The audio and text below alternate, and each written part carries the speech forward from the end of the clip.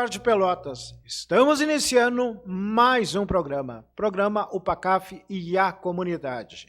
Hoje nós vamos, a pauta de hoje é importante, é previdência, né? Muitas pessoas que não têm informação aí, que já até passou o tempo aí de se aposentar, de ter um direito de um auxílio que está passando aí, essa pandemia aí deixou muita gente com sequela e que não sabe aí que tem um direito aí de receber um auxílio aí, que funciona como se fosse uma aposentadoria, né? E aí as pessoas não têm isso, mas nós, da UPACAF, aí estamos fechando aí uma parceria aí, uma banca de advogado, hoje aqui presente está o doutor Anderson Vasconcelos, que está aqui presente com a gente, que vamos falar, né? Vamos dar essas informações aí para o pessoal que estão aí precisando aí, muitas pessoas estão passando já do tempo, estão trabalhando e não deu entrada aí, né, na aposentadoria ou num auxílio aí, né, para tocar a vida, né? As pessoas vão envelhecendo e ficam sem o auxílio e a aposentadoria aí, que é o direito do cidadão. Boa tarde, doutor Anderson, obrigado pela presença aqui no programa UPACAF e a Comunidade. As informações que a gente passa é para a comunidade aí que nos assiste, tanto que não é só pelo canal 14 da NET, é também através do Facebook. Nós temos uma página do Facebook da TVC Pelotas que passa a programação. Nós temos um aplicativo, nós temos no YouTube, nós temos aí várias ferramentas aí na internet aí que o pessoal nos acompanha. Gente de todas as cidades aí ou fora do estado aí, que nos assiste aí através da rede social. Porque o canal 14 é local, tá? Para quem são assinantes. Mas o pessoal que não são assinantes, ele assiste pela rede social, pelo Facebook, que é a ferramenta que mais a gente é atendida, e tem certeza que vai surgir muitas perguntas. Depois eu vou pedir para o Birinha anotar o número do contato do escritório lá, até para vocês fazer contato. Boa tarde, doutor Anderson. Não adianta só eu falar, né? O Anderson que tem as informações aí para nos trazer. O que tu traz aí para nós na área da Previdência? Boa tarde, Valdir. Boa tarde a todos que estão acompanhando. Primeiramente, eu gostaria de agradecer em nome do escritório, né, esse espaço que está sendo disponibilizado, não a nós como advogados, mas sim à comunidade, né? Onde nós prestamos um serviço ali que é essencial ao meio social e comunitário, né? Hoje eu gostaria de falar, então, pelo que nos foi colocado, sobre a Previdência Social, né? Mas em si, sobre a Seguridade Social.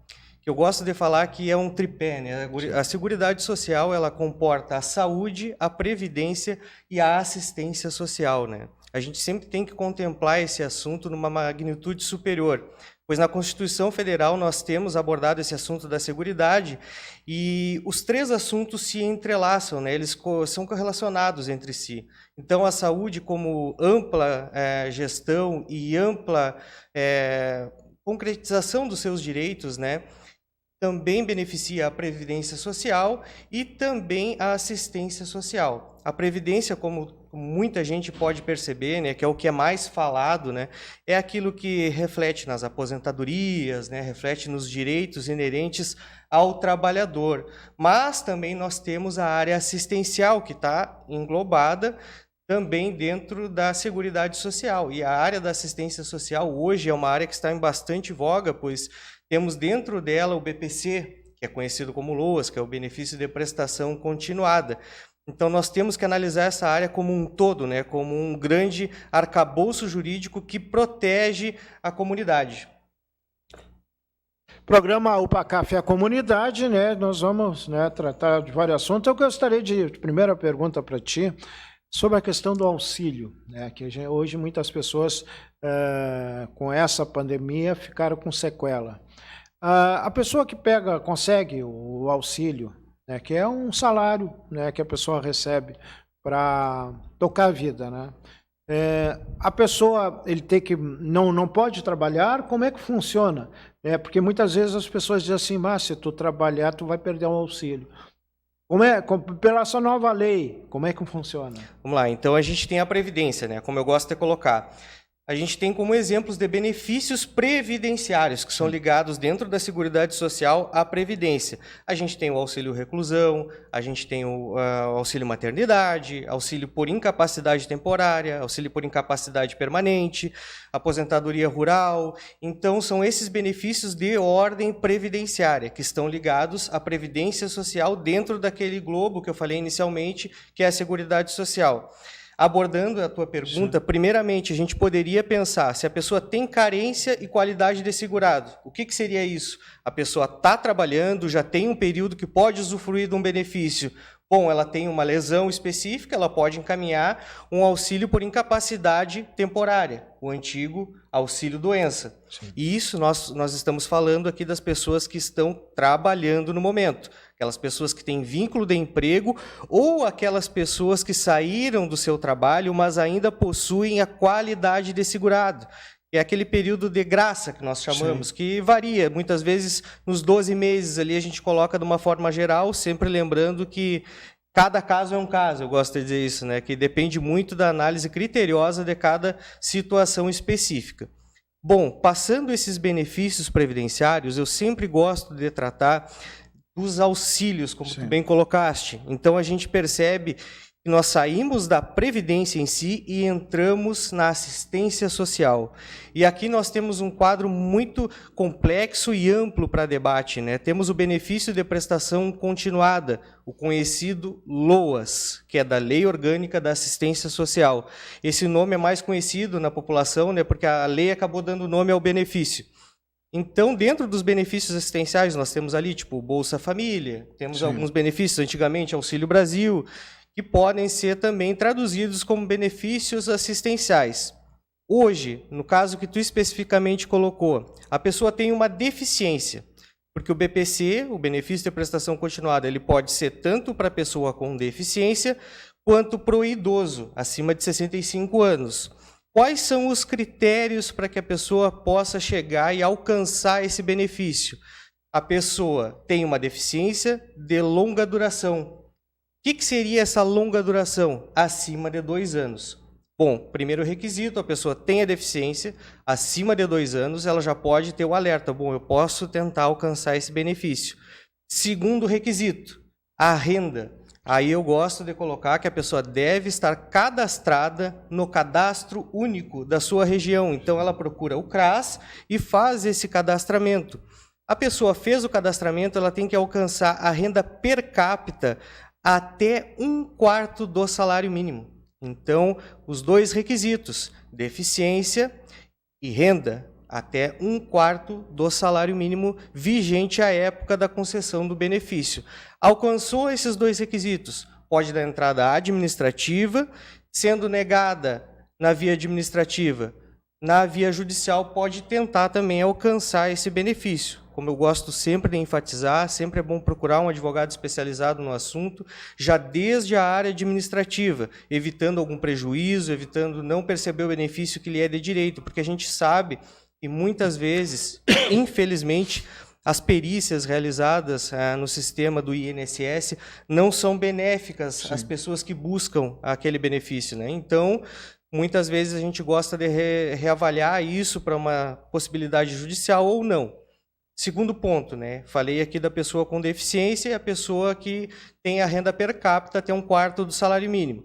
Vamos falar da pessoa idosa, aquela pessoa com 65 anos ou mais, que também deve alcançar o requisito da renda, que seja 1/4 do salário mínimo. Essa pessoa chegou nesses 2 pontos, pode procurar também o BPC, o benefício de prestação continuada. Ela está preenchendo os 2 requisitos e pode ter direito a um benefício assistencial. Aí, assim, ó, a pessoa que não tem desconto nenhum, tá? Ficou doente, tá? Não tem mais condições de trabalhar. Qual é o meio que ele faz para tentar conseguir um auxílio? É via jurídica? Como é que faz, se há a possibilidade de fazer isso? Que a pessoa não tinha desconto, mas e aí veio a ficar... O caso da pandemia agora, a pessoa ficou... não tem mais condições de trabalhar, ficou com a mobilidade difícil de locomoção e precisa do auxílio para se manter. Como é que funciona, se existe como maneira da pessoa ter esse auxílio? Chegando um caso como esse em nosso escritório, o que nós orientaríamos? Existe um impedimento de longo prazo, uma incapacidade, uma deficiência. Vamos encaminhar para o benefício de prestação continuada. Ela não tendo qualidade de segurado, não estando no período de graça, não estando trabalhando, e ela tendo a necessidade demonstrada pela deficiência ou por aquela patologia, porque muitas vezes a gente confunde, né, a deficiência com incapacidade. Sim. O que diz a legislação hoje? Incapacidade de longo prazo, uma incapacidade acima de 2 anos. Porque a gente pensa, né, a deficiência tem que ser a pessoa tem uma deficiência gritante, assim, né, aquelas deficiências mais vistosas, digamos assim, que a pessoa vê e percebe, bom, realmente existe uma deficiência. A gente gosta de elevar esse assunto, trazer a questão da incapacidade, pois a pessoa muitas vezes, como tu bem disseste, tem uma dificuldade de locomoção permanente. Sim. E não é tão visível aos olhos, ela precisa de um critério médico, um critério clínico, uma avaliação pericial para demonstrar que ela tem aquela deficiência e aquele impedimento. Tendo o impedimento, a incapacidade, nós vamos analisar o CNIS dela. Sim. O que é o CNIS? Cadastro Nacional de Informações Sociais. Isso está dentro da plataforma do INSS. Verificamos se a pessoa não tem a qualidade de segurado, não tem contribuições vigentes, não está trabalhando. Bom, vamos partir para o benefício de prestação continuada, que é a porta de entrada que nós vamos enxergar para pelo menos aquela pessoa ter uma renda inicial, né? Então vamos para esse ponto. Lógico, temos que cuidar sempre o requisito da renda, 1/4 do salário mínimo, preencher os 2 requisitos, entramos primeiro na via administrativa, a gente pede, ou seja, lá para o INSS, a gente entra na via administrativa solicitando para o INSS, digamos que tem o benefício negado. Aí sim, nós pegamos aquela negativa, formulamos uma ação previdenciária para concessão do BPC e aí sim judicializamos o feito. Programa UPACAF e a Comunidade, todo sábado a partir das 13 horas. Vamos até às 14, né? Às 14 horas a gente está aqui no estúdio da TV Comunitária. E você depois, né, vai poder fazer contato com a gente, pode ver através do Face, mandando algumas perguntas, e a gente depois pode responder para vocês. Né? Tudo que a gente discutir aqui, a gente está assistindo por muita gente e compartilhado. A gente pede para você compartilhar o máximo as pessoas aí. Quando chegar esse vídeo para vocês, esse programa aí, compartilhar aí o máximo aí para as pessoas terem um conhecimento aí. É o que a gente está tratando aí com o Dr.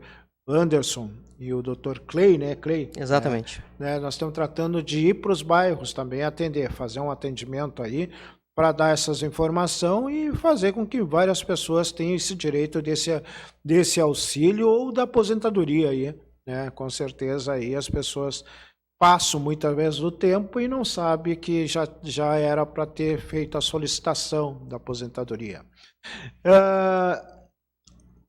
Vamos falar sobre a aposentadoria. Qual é o tempo que tem para a pessoa pedir o direito de uma aposentadoria? Vamos lá, então, hoje, após a emenda complementar 103 de 2019, né, que foi a conhecida reforma da Previdência, nós gostamos de falar que existe a idade mínima progressiva, né, que vão sendo acrescidos basicamente, a grosso modo, 6 meses a cada ano que passa. Então, nesse ano de 2024, nós temos ali para as mulheres 58 anos e 6 meses e para os homens 63 anos e 6 meses a pessoa já pode começar a ter um olhar mais atento ali para as questões de aposentadoria para verificar se está preenchendo ali o tempo de contribuição mínimo ali, né, 15 anos, 20 anos. Mas também gostamos de lembrar o seguinte, que a gente vive um período de transição, ou seja, a gente fala em aposentadoria programada, porque as pessoas que tinham o direito ou a expectativa de direito lá em 2019 também devem estar mais atentas, porque de repente elas podem ter chegado de repente no tempo mínimo ali para sua contribuição e ter uma idade específica, porque nós temos 2 tipos de pedágios, o pedágio 100% e o pedágio 50%. Sendo que esses 2 pedágios eles podem alcançar a pessoa e ela já ter o direito à aposentadoria.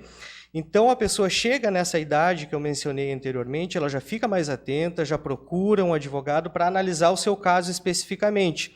Eu gosto sempre de trazer exemplos aqui também de pessoas que acreditam não ter o tempo mínimo de contribuição. E é o que a grande maioria tem, né? Fica desempregado, custa e não tem como pagar a contribuição, então é isso. Então isso a gente tem que observar, porque na região nós temos uma especificidade, e eu gosto sempre de trazer, quando a gente vai debater esse assunto, que é o seguinte, temos a zona rural.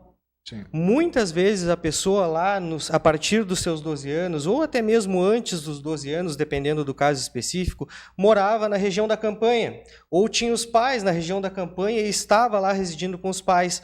Essa pessoa deve estar atenta para trazer esse tempo de contribuição para dentro do seu CNIS. Trazendo esse período de contribuição, esse período vai ser acrescentado ao tempo contributivo e vai reduzir a expectativa dela para alcançar o direito da aposentadoria. Então, a pessoa que tem tempo rural, Sim. ou lembra que trabalhou ou morou na região da campanha por um período, deve analisar com cuidado, lógico, aqui eu estou tratando de uma generalização, né? Mas com cuidado, levar isso para um advogado previdenciarista e analisar realmente se preenche os requisitos para ter aquele tempo reconhecido, busca reconhecer esse período que certamente vai ser reduzido aquele período de contribuição e pode acrescentar para que consiga alcançar o direito à aposentadoria de uma forma mais proveitosa, digamos assim, né? Além disso, pessoas que trabalharam com condições especiais do trabalho. Tem um exemplo bem prático aqui, por exemplo, uma faxineira, uma pessoa que trabalha de serviços gerais num hospital. Ela pode ter o seu tempo contado de uma forma diferente pelo INSS, pois ela tem a especialidade. Digamos assim, ela trabalhou exposta a agentes químicos, biológicos, agentes que tornavam aquela função dela mais degradante. Então, ela pode ter uma contagem diferente do período. 7 anos numa atividade especial, 15 anos numa atividade especial, tem uma contagem diferente para a aposentadoria. Então, a pessoa olha, a grosso modo, aquela calculadora do portal do INSS, não vai calcular da forma correta. Sim. Ela vai dar o cálculo curto e grosso ali, vai dar um cálculo bem simples e vai contar o período somente sem especialidade. Então, o ideal é levar essa matéria para um advogado previdenciarista para que ele analise e verifique se preenche os requisitos e peça aquele período especial para também facilitar com que a pessoa alcance o seu benefício no tempo correto, né? Porque muitas vezes a pessoa fica esperando, acha que não tem o período correto. Tira a dúvida, vai fazer uma consulta com o advogado, dá uma olhadinha, analisa melhor o tempo de contribuição para verificar até mesmo o que falta. Às vezes falta uma contribuição de 1 ano, 2 anos, ver se de repente isso não vale a pena, né? Sim. E ver se já não tem esse direito adquirido para pedir a sua aposentadoria. A gente vê assim que uma diarista ela lida com produtos químicos muitas vezes, né? Uma clorofina, alguma coisa assim que também estraga a saúde da pessoa. Mas ela trabalha naquilo ali, uma hora ou 2 horas, fazendo uma limpeza no escritório, alguma coisa assim. Então ela recebe por aquilo ali e muitas vezes ela não faz o desconto. Qual é a orientação jurídica para que a pessoa comece, está pensando em se aposentar, que são diaristas? Porque tem o sindicato da diarista, mas elas recebem na hora ali, claro que ninguém vai pagar o direito trabalhista dela, né, para fazer uma limpeza numa casa, né? Eu gosto sempre de mencionar aqui que nesses casos específicos, como tu bem disseste, tem o sindicato, né? Antes de fazer qualquer recolhimento específico, para evitar que recolha no código errado, por exemplo, aqui eu vou dar um exemplo bem prático, por exemplo, tem o código 1929, que é um código do INSS para baixa renda, facultativo baixa renda, que é onde o pessoal geralmente faz o recolhimento. Esse recolhimento ele tem que ser validado. Sim. Ele tem que ser validado no INSS para que depois aquele tempo seja contabilizado para que se chegue ao benefício pretendido, né? Então, sempre procure o sindicato especialista na área, procure um advogado antes de realizar qualquer contribuição. E aqui eu gosto de deixar o alerta, né, que muitas pessoas acabam procurando na internet, olhando algum vídeo específico, mas nem tudo se aplica ao caso concreto. Cada pessoa tem uma especificidade, pode se adequar de uma forma mais criteriosa, e aqui também é necessário que tenha uma orientação de um profissional que trabalhe, que já tem um tempo ali árduo, né, na área, para que corrija qualquer intempérie que aconteça pelo caminho, que faça a melhor orientação, que diga o caminho correto, para quando chegar lá no período de aposentadoria, a pessoa consiga utilizar aquele tempo, né, consiga utilizar o período específico. Eu gosto aqui também de trazer nesse ponto, como tu porque tem muita coisa aí que eu gostaria que tocasse. Claro. De repente eu faço pergunta que não tenha... Não, mas a gente vai respondendo, né? Não, mas aí vamos entrar, né? Mais algumas informações que eu vejo, que tu está trazendo várias informações, que aqui o espaço é para isso, é para as pessoas terem um conhecimento. Claro. Mas se te quiser uma assessoria jurídica, nós estamos fazendo essa parceria, nós vamos ao encontro de vocês também, né? Em algum bairro aí que você mora...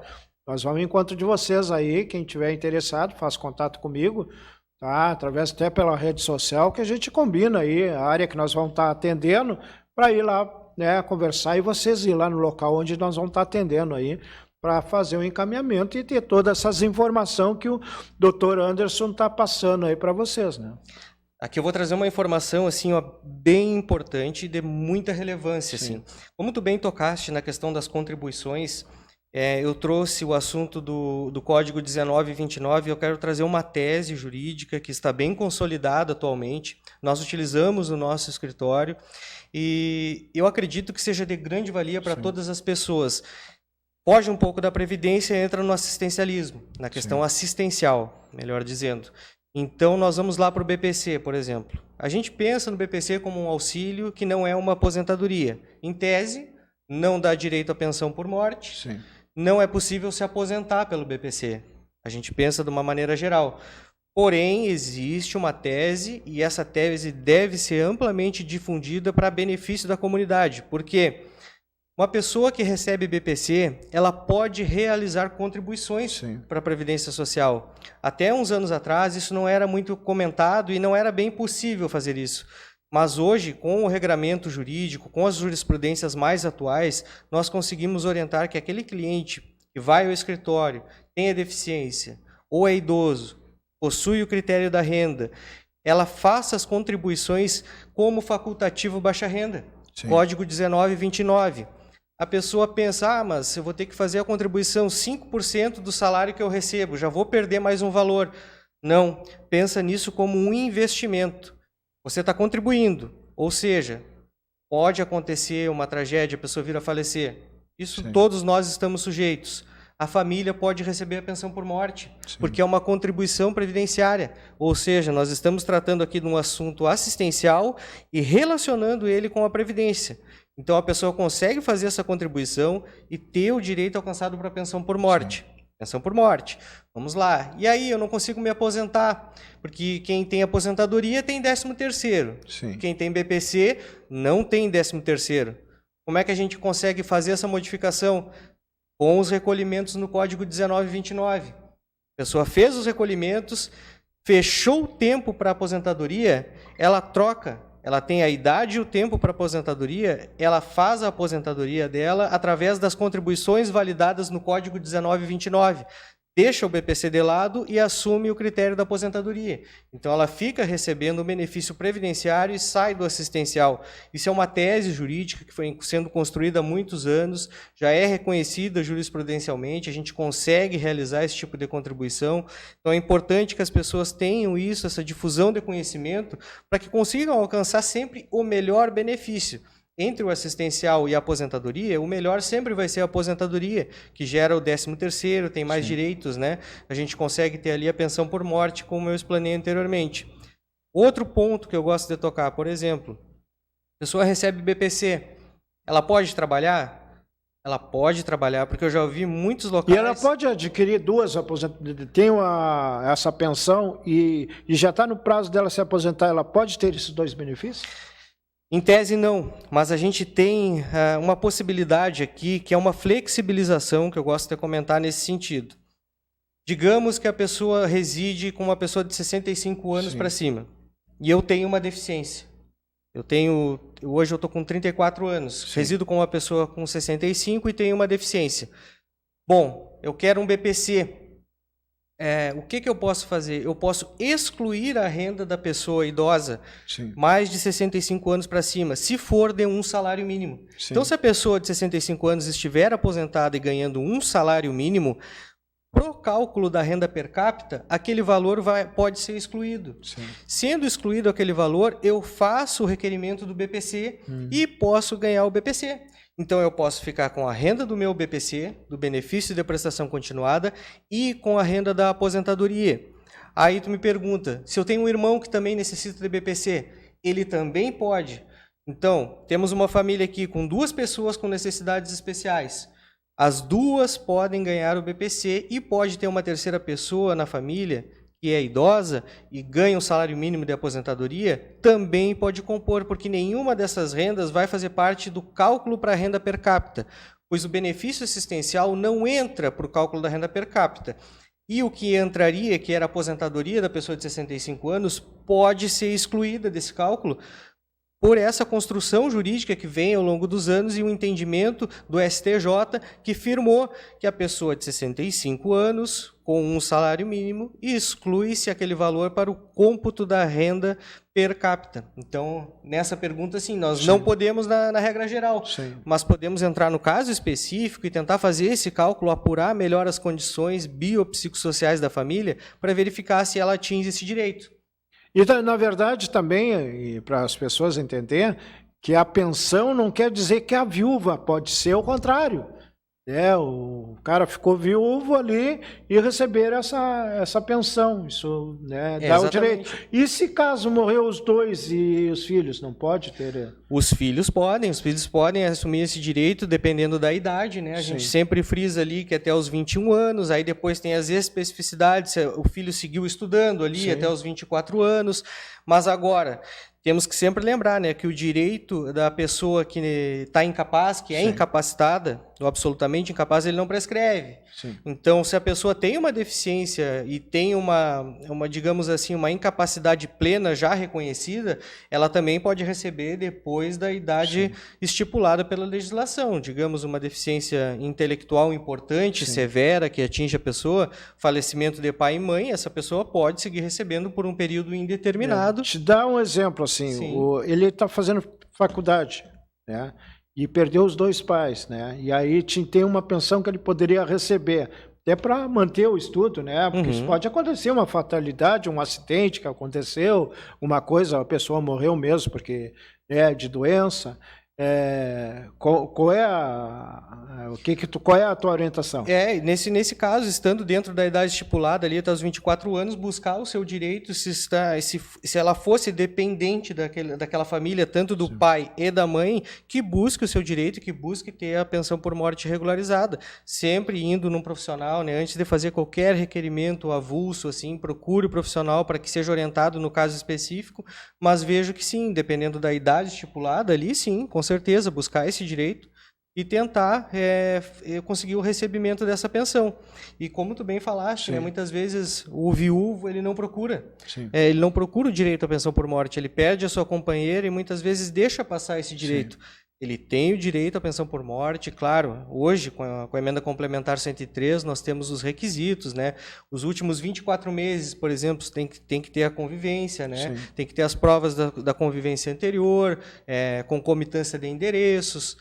Tendo essas provas, ou tendo dúvidas se tem as provas, porque eu digo, se tem dúvidas se tem todas as provas, procura o direito igual, porque aí, de repente, vai se verificar que a gente consegue fazer uma produção de provas muito maior, e aí a pessoa pode alcançar esse direito. Então, o viúvo pode buscar o direito da pensão por morte, preenchendo os requisitos legislativos ali, ele tem que buscar esse direito. Uma questão que nós estávamos comentando anteriormente, né? Da questão do trabalho, né, que tu me perguntaste, da pessoa com deficiência. Eu já ouvi muitas vezes que a pessoa com deficiência que recebe o BPC não pode trabalhar. E isso é uma inverdade. Ela pode sim trabalhar um contrato de até 2 anos, por exemplo. Te dar exemplo aqui. Claro. Eu apresento o programa da UPACAF. Ótimo. Tá? E aí eu preciso de um auxílio. Eu quero continuar apresentando, não vou perder o benefício, é isso? Claro, eu não estou dizendo a questão que... Estou dando um exemplo que seja eu, entendeu? O que eu vejo nesse caso? Vamos analisar. Hipoteticamente, tu recebe um BPC. Tu vai ter a carteira assinada. Aí temos que ter esse detalhe. Carteira assinada. Tem que ser um contrato que não supere os 2 anos ali, né? E consegue ficar com essa suspensão ali para receber até meio benefício. Então, consegue atingir esse benefício. Caso nós temos ainda que avaliar o salário inclusão, né? Que é o auxílio inclusão, que também até 2 salários mínimos. Digamos que a pessoa esteja com a carteira assinada até 2 salários mínimos. Também pode buscar o auxílio inclusão, que é uma vertente ali do BPC que se aplica para reinserir a pessoa no mercado de trabalho. E ele é pouco falado, pouco difundido nas comunidades. A pessoa, às vezes, fica com o BPC e vê que tem uma possibilidade de trabalho, né? Pô, eu quero voltar a trabalhar. Então, pode voltar a trabalhar. E no pior dos casos, passou os 2 anos de contrato, vai ter o benefício suspenso. Perdeu o emprego, aí pode reativar o benefício também via INSS, sempre com um profissional ali do lado, né? Mas pode fazer a reativação desse benefício. E também o auxílio inclusão, né? Que pode dar encaminhamento ao auxílio inclusão. Outra coisa que eu vou te perguntar é a questão assim, a gente falou sobre pensão, tá? A pessoa não é casado no papel, tá? E aí ela entra com pedido, mas nunca viveu com a pessoa ali, há muito tempo afastado. Os filhos não têm direito, ou os filhos podem, de repente, aquela pessoa que abandonou, receber e os filhos não. Tá, vamos lá, Como é que pode, qual é a pessoa que está ali... Pode acontecer, né? Claro.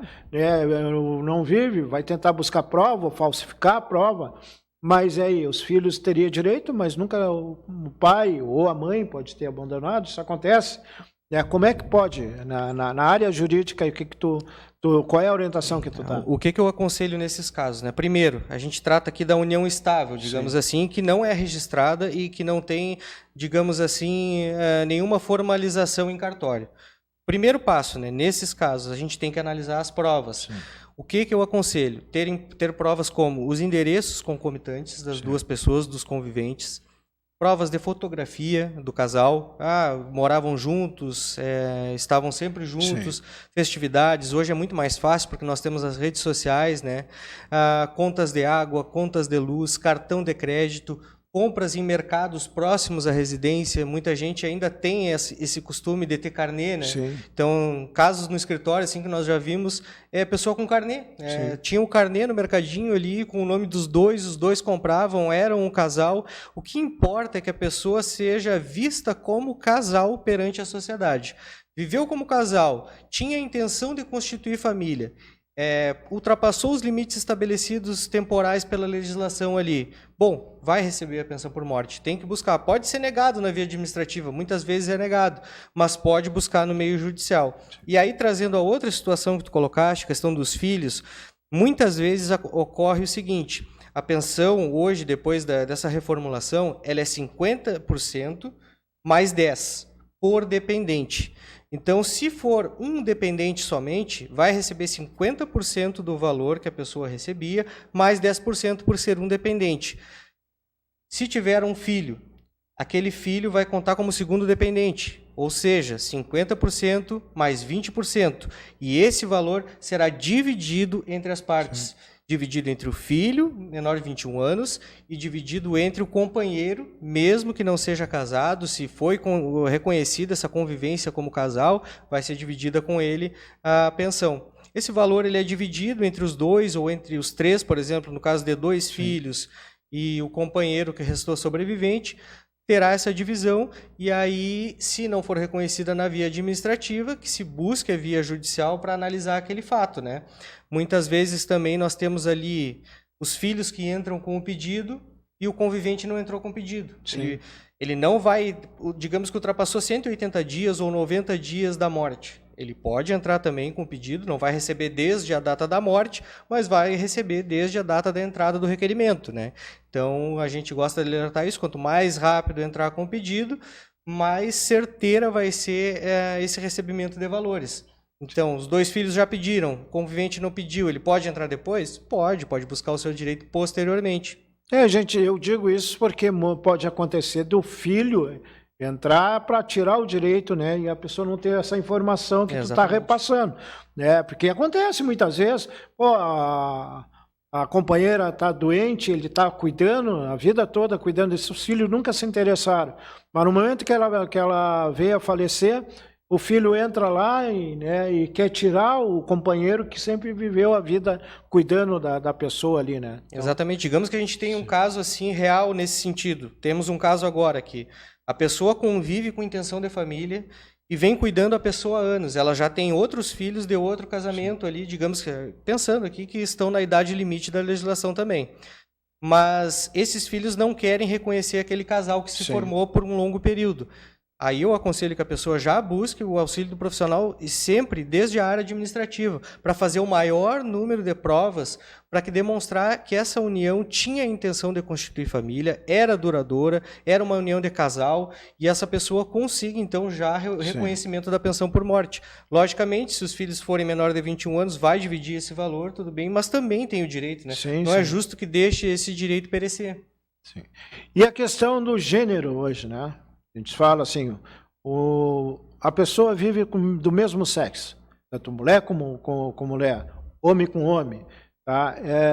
Qual é os direitos que eles têm nessa área da Previdência? Isso é uma questão muito dogmática, né? Nós enfrentamos muitas barreiras assim, no reconhecimento das uniões e tal, mas eu penso o seguinte, hoje nós temos a aceitação da união homoafetiva, né? E justamente o reconhecimento desse tipo de direito é para que as pessoas consigam alcançar certos benefícios, né?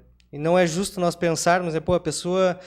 construiu uma vida construiu toda uma família, né? Móveis e muitas coisas.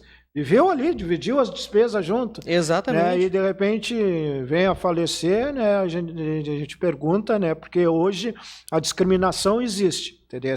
Agora, nessa questão jurídica, eu acho que está avançando, né? Isso, estamos avançando nos últimos anos, aí tem vários avanços legislativos e também jurisprudenciais em relação a isso.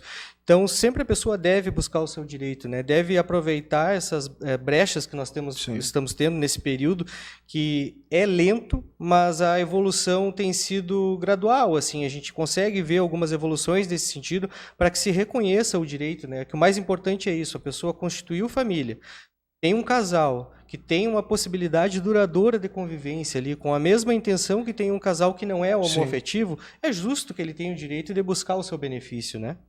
E a família não pode trancar? Isso aí? No direito tudo é viável, né? Pode se buscar, pode ser, de repente não aceita, mas na hora do benefício pode atrapalhar. Com certeza. Né? Aí sempre bem orientado, né? Estando com um profissional da área ali, eu acredito que não vai ter maiores problemas. Mas lógico, né? No direito a gente sempre tem as mudanças legislativas. Eu acredito que não tenha, nesse caso, um reflexo tão negativo, mas sempre é bom estar acompanhado de um profissional para que tenha o seu direito garantido, né? Então, a gente gosta de conversar sobre isso. Quando tu fala em pensão por morte, eu venho me lembrando que eu trouxe alguns apontamentos, né, de dúvidas assim que a gente recebe no escritório, que eu conversei anteriormente. Por exemplo, a pessoa está no BPC e pode ter direito à pensão por morte? Aí a gente tem que lembrar lá do que nós comentamos anteriormente. Em alguns casos, uma construção jurídica, é possível que até mesmo essa pessoa do BPC consiga, no caso do falecimento do companheiro, a pensão por morte. Temos o casal ali, um deles recebe o BPC, faleceu que recebe o BPC. Se ele estava contribuindo com a nossa orientação, que nós fizemos no escritório, a orientação para contribuir no código facultativo baixa renda 1929, o companheiro dessa pessoa vai conseguir receber a pensão por morte. Isso é muito importante, porque quando a gente pensa em benefícios previdenciários e benefícios assistenciais, a gente percebe a vulnerabilidade social. E onde se encontra a vulnerabilidade social é que nós temos as mais baixas rendas do nosso país, né? O critério da miserabilidade. Então, nesse ponto, nós temos que estar atentos, porque se a pessoa faz essa previsão, previdência, faz a contribuição mesmo recebendo um benefício assistencial, ela vai possibilitar que companheiro ou companheira receba a pensão por morte, esteja coberto pelo sistema previdenciário. E isso já vai diminuir aquele impacto social tão severo que essas pessoas sofrem, né? E então eu percebo isso, né? Que mesmo dentro dos benefícios assistenciais, a gente consegue ali ter um bracinho da Previdência acompanhando para que a pessoa consiga ter a melhor condição possível de sobrevivência, né? Sim. E uma pessoa que veio num acidente, tá? Na estrada, veio a falecer, qual é os direitos que a família tem em relação a isso? Tem o que se chama, como é o nome do... eu até me esqueci. Pode ser o DPVAT? DPVAT, isso que eu estava esquecendo. Como é que ela pode buscar esse auxílio? O DPVAT, né, ela foge um pouquinho da área previdenciária, assim, mas a pessoa, quando sofre esse tipo de acidente automobilístico, assim, a gente orienta que busque também um profissional adequado ali, para que dê um encaminhamento ao DPVAT, com a documentação. Vocês trabalham com isso também, não? Podemos trabalhar também, dependendo do caso, né, se ele envolver toda essa questão, a gente atende também a questão do DPVAT. E ali, com o encaminhamento, a documentação pertinente, né, ao acidente sofrido, tudo mais, digamos que ficou com uma lesão específica, considera também essa hipótese de encaminhar o DPVAT e, digamos ali, agora a gente vai criando quadros hipotéticos aqui, Sim. né, e a gente pensa, essa pessoa está trabalhando, né, e teve uma lesão num acidente automobilístico. Ela ficou incapacitada por mais de 15 dias. Sim. O que ela deve fazer? A empresa cobre os 15 primeiros dias. A partir do 15º dia, essa pessoa deve buscar o auxílio por incapacidade temporária, que antigamente era chamado de auxílio-doença. Então, a busca por esse benefício já começa a partir daí. A pessoa lá encaminhou seu DPVAT, tudo certo, mas ela pode ter o direito ao auxílio-doença. Então, a gente tem que analisar isso, encaminhar o auxílio-doença, que é feito no portal do INSS. Muitas vezes a pessoa acaba deixando isso a critério da empresa, sabe? Deixando que a empresa faça todas as movimentações ali, ou a pessoa busca fazer com algum conhecido. Nós orientamos que a pessoa busque um advogado especialista na área, porque o encaminhamento pode demorar. Hoje em dia mesmo, a partir de dezembro até o mês de abril, o INSS está fazendo todas as análises do auxílio por incapacidade temporária de forma virtual. E com a última normativa, nós temos que cumprir vários requisitos para que o atestado fornecido seja aceito e a pessoa consiga receber esse auxílio. O atestado tem que ter data, Sim. Tem que ter assinatura do médico, tem que ter o período de afastamento, tem que ter o CID da doença discriminado dentro desse documento. Caso isso não seja regularizado, a pessoa acaba não conseguindo o benefício e ficando descoberta, fica naquele limbo previdenciário que nós chamamos, que nem a empresa está pagando Sim. E nem o INSS. Então, sempre a orientação concreta, a orientação correta deve ser precedida, porque a gente tem que analisar todos os requisitos. A pessoa busca a orientação específica, encaminha corretamente para minimizar o dano. A gente já sabe que o INSS tem muitos problemas, tem filas, tem perícias que às vezes são realizadas de uma forma controversa, Sim. Não são as melhores perícias possíveis, acaba dizendo que a pessoa está capacitada sem ela estar capacitada. Então, é melhor já ter essa orientação, levar o atestado bem preenchido, colocar toda a documentação necessária para que vá na perícia ou na análise documental do INSS da melhor forma possível. Aí, digamos, a pessoa, nesse período que eu comentei agora, o INSS está fazendo análise documental. Depois, provavelmente, vai voltar a ter perícias agendadas. E aí a pessoa vai lá, faz o seu requerimento através do advogado e vai ter uma perícia agendada para o auxílio-doença. Fez a perícia, ou na análise documental teve o seu benefício negado. Então, todo mundo que teve o auxílio-doença negado, não pensa já na primeira hora em desistir de tudo. Não pensa. Muitas vezes a pessoa se afasta, não vou fazer mais, porque não tive direito, então não vou tocar. Aqui não. Por isso que é bom, importante ter o pessoal que está nos assistindo, que é sempre ter um profissional, porque tem pessoas que acham assim, eu mesmo encaminho, aposentadoria, e acaba tendo esses erros, porque aí é negado e tu não tem um recurso. O jurídico ele já tem um recurso para isso. Com certeza. Aqui eu trago um exemplo prático do nosso escritório, que assim, eu gosto de comentar alguns exemplos práticos, que é da vida, do dia a dia, né? Um cliente nosso, ele trabalhava de vigilante. Sim. Ele fez o requerimento no INSS do auxílio-doença. Ele fez o requerimento, colocou o atestado, fez tudo por conta própria, tudo bem, tudo certinho. Foi lá e fez a perícia. Na época estava sendo a perícia agendada pelo sistema. Teve negado o seu pedido. Então, o que ele fez de forma própria, sem auxílio de nenhum profissional? Fez um recurso para a junta do INSS. Esse recurso ficou parado 3 anos. 3 anos esperando um julgamento. E, incrivelmente, até hoje, no portal dele, não está julgado. Essa pessoa ficou no limbo previdenciário sem receber da empresa e sem receber do INSS por 3 anos e com uma grave patologia. Era uma patologia Sim. na perna. Ele sofreu um acidente, teve uma redução do fêmur e não consegue deambular direito. Ele tem um problema na caminhada. Então, o que nós fizemos no primeiro momento que nós recebemos esse cliente no escritório? Analisamos toda a situação dele e, em vez de seguir com aquele recurso administrativo, nós judicializamos a causa. Então, após 3 anos de espera, nós pegamos atestados, formulários, prontuários, anexamos num processo bem recheado de provas e encaminhamos para o judiciário. O judiciário analisou, designou uma perícia com um médico perito da Justiça Federal, um ortopedista.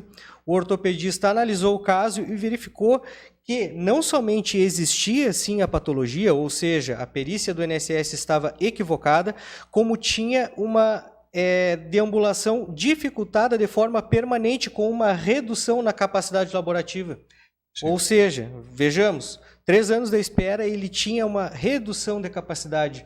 Ele recebeu o auxílio acidente. Então, hoje ele recebe o auxílio acidente, ele teve esses 3 anos de atrasados pagos pelo INSS, foi coberto o tempo dele, parado, né? Recebe o auxílio acidente e pode trabalhar numa função que esteja adaptada a ele. Então, vejamos aqui a importância do auxílio profissional, né? A pessoa encaminhou de forma solitária, foi lá, fez o requerimento, deu tudo errado, fez o recurso, seguiu dando errado, 3 anos de espera, indo semanalmente no INSS, sendo que depois que foi com auxílio profissional, ela conseguiu ir na justiça, demonstrou que tinha o seu direito, recebeu os valores atrasados e consegue hoje trabalhar numa função que logicamente é adaptada e receber aquele auxílio que lhe é devido, né? Então, sim, a mudança de patamar e de vida da pessoa, né? Quando se tem um auxílio correto nos casos. Então a gente já pede aí para o pessoal aí que está buscando essa informação, não tenta encaminhar se não tem um profissional, né? Porque senão pode ter esse mesmo erro aí, né? Esse erro aí você não recebeu o auxílio. Por isso que é importante aí procurar o profissional que possa te orientar e encaminhar da maneira certa. É isso que a gente pede aí para as pessoas que estão assistindo essas informações. Nos procure, né? Entre em contato aí, sempre você me encontra na rede social.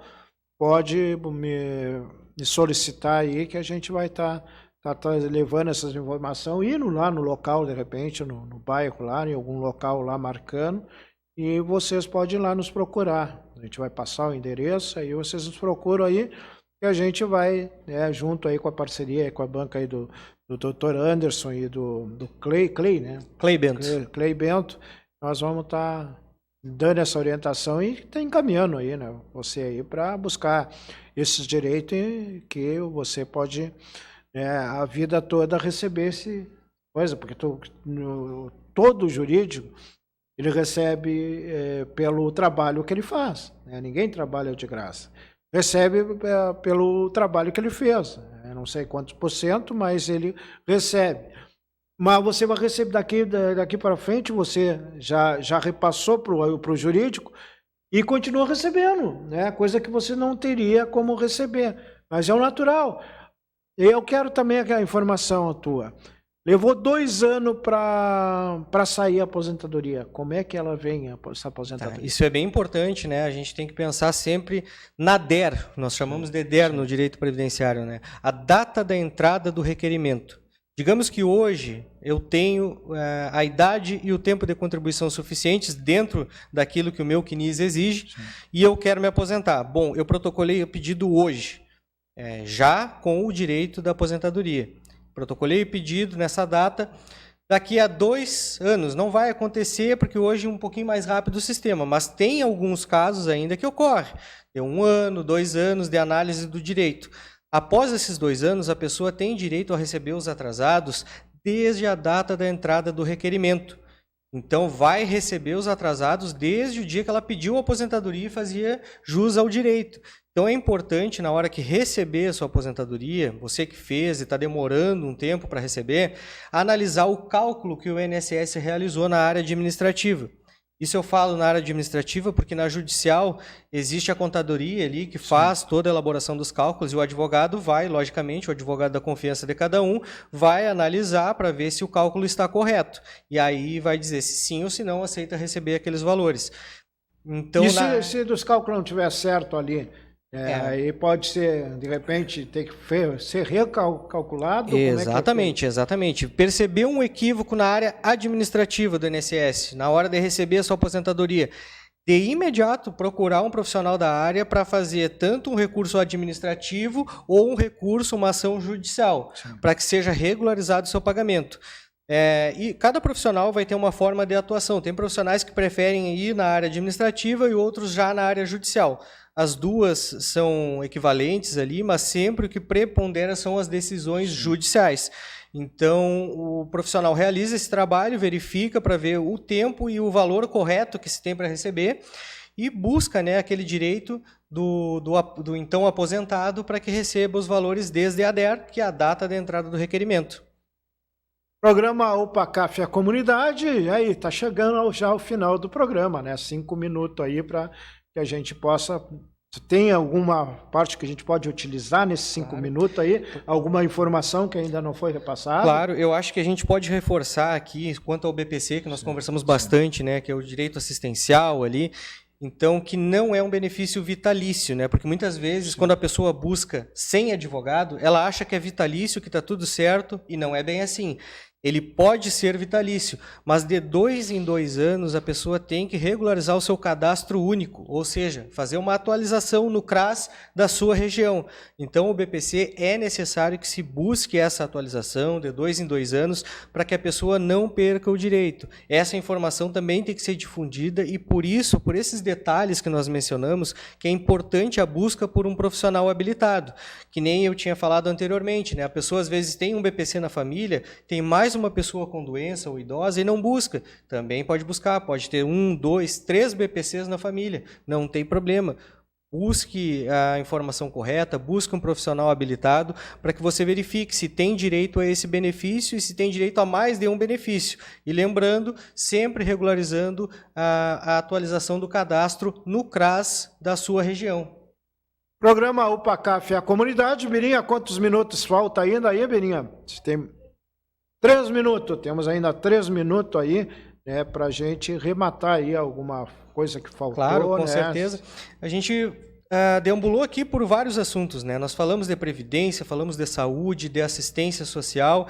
Então, eu acho que o que fica aqui é que é uma área ampla, vasta, e que, na dúvida, cada pessoa pode verificar se tem o direito ou não, estou na dúvida. Na dúvida, procure um profissional habilitado.